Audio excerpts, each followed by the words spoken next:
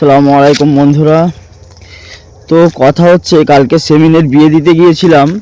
তো বিয়ে দিয়ে আসার পথে হচ্ছে একটা লোক স্কুটি চালাচ্ছিল, এক হাতে হচ্ছে তার ফোন ছিল আর এক হাতে স্কুটি চালাচ্ছিল। তো চালাতে চালাতে এখন একটা লরির পিছনে গিয়ে মেরে দেয় ধাক্কা। তো মেরে দেওয়ার পর তো আমি আর আমার বউ ছিলাম। তো বাইকটা দাঁড় করিয়ে হচ্ছে তাকে একটু পানি টানি দিয়েছি।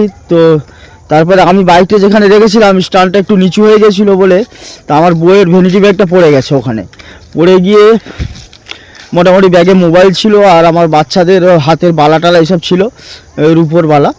তো তারপরে হচ্ছে আর ফোনটা এবারে পড়ে গেছে দেখিনি আমরা ঠাকুরপুকুর অবধি চলে এসেছি। পড়েছে ব্রেস ব্রিজের ওখানে।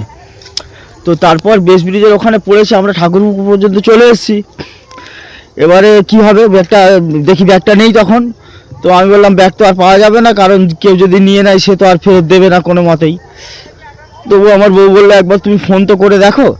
তো ফোন করতে এক ভাই ফোন ধরলো, সে আবার ব্যাগটা গুড়িয়ে ওখান থেকে ব্রেস ব্রিজ থেকে আকড়া ফটকে নিয়ে চলে গেছে।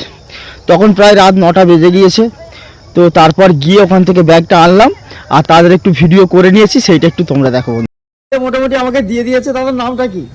ধীরেন্দ্র পাসওয়ান। ধীরেন্দ্র পাসওয়ান।